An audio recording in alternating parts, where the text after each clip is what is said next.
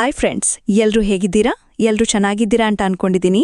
Welcome to my YouTube channel. ಬನ್ನಿ, ಇವತ್ತಿನ ಕಥೆಯನ್ನ ಶುರು ಮಾಡೋಣ. ಹುಬ್ಬಳ್ಳಿ ಸಮೀಪದ ಒಂದು ಸಣ್ಣ ಹಳ್ಳಿಯಲ್ಲಿ ರಾಜು ಎಂಬ ರೈತನು ಇದ್ದ. ಅವನು ದಿನವೂ ಹೊತ್ತಿಗೆ ಕೂಲಿ ಕೆಲಸ ಮಾಡಿ ಮನೆಯನ್ನ ಸಾಗಿಸ್ತಿದ್ದ. ಆತನಿಗೆ ಒಂದು ಮಗಳು ಅನು. ಬಡತನದ ನಡುವೆಯೂ ಅನು ತನ್ನ ಬದುಕಿನಲ್ಲಿ ಒಂದು ದೊಡ್ಡ ಕನಸು ಕಂಡಳು, ಡಾಕ್ಟರ್ ಆಗ್ಬೇಕು. ಅದನ್ನು ಕೇಳಿ ಹಳ್ಳಿಯವರು ನಕ್ಕರು. ಅಯ್ಯೋ, ನಮ್ಮ ಹಳ್ಳಿಯ ಹಿಗ್ಗಿಯವಳು ಡಾಕ್ಟರ್ ಆಗ್ತಾಳಾ? ಆದರೂ ಅವಳು ನಗಲಿಲ್ಲ. ಅವಳ ಕನಸು ಆಕೆ ಯಥಾರ್ಥ ಮಾಡೋದು ಅಂತ ಶಪಥ ಮಾಡ್ಕೊಂಡ್ಳು. ಸಾಧನೆಯ ಆರಂಭ. ಅನು ಗವರ್ಮೆಂಟ್ ಶಾಲೆಯಲ್ಲಿ ಪ್ರತಿದಿನ 3 ಕಿಲೋಮೀಟರ್ ನಡೆದು ಹೋಗುತ್ತಿದ್ದಳು.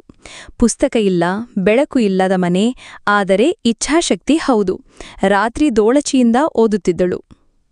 ಹೆತ್ತವರು ದಿನ ಕಳೆದ್ರೆ ಸಾಕು ಅಂತ ಬದುಕ್ತಿದ್ರು. ಆದ್ರೆ ಅನು ದಿನ ಜಯಿಸೋ ಕನಸು ಹೊತ್ತು ಕೆಳಗಿಡುತ್ತಿದ್ದಳು. ಶ್ರೀಧರ್ ಮಾಸ್ತರ್ ಈ ಹುಡುಗಿಯ ಹವ್ಯಾಸ ನೋಡಿ ಉತ್ಸಾಹದಿಂದ ಪಾಠಬೋಧನೆ ನೀಡುತ್ತಿದ್ರು. ಅವರು ಅನುವಿಗ ಚಿಕ್ಕ ಸ್ಕಾಲರ್ಶಿಪ್ ಅವಕಾಶವನ್ನ ಕಡ್ಡಾಯವಾಗಿ ಹಿಂಬಾಲಿಸಿಕೊಡಿದ್ರು. ಸಂಘರ್ಷದ ಕ್ಷಣ. ಪಿಯುಸಿ ಮುಗಿದ ನಂತರ ಡಾಕ್ಟರ್ ಆಗೋದು ಅಂತ ನೀಟ್ಗೆ ಪ್ಲಾನ್ ಮಾಡಿದಳು. ಆದರೆ ಅಕ್ಕರೆ ಇಲ್ಲ, ತರಬೇತಿ ಇಲ್ಲ. ಅದೆಲ್ಲವನ್ನು ಮೀರಿ ದಿನಕ್ಕೆ 12 ಗಂಟೆ ಓದುತ್ತಾ ಯೂಟ್ಯೂಬ್ ವ್ಯಾಖ್ಯಾನಗಳಿಂದ ಕಲಿಯುತ್ತಾ ಅಂತಿಮವಾಗಿ ಪರೀಕ್ಷೆ ಬರೆದಳು. ಅದು ಆಯಿತು. ಫಲಿತಾಂಶ ಬಂತು.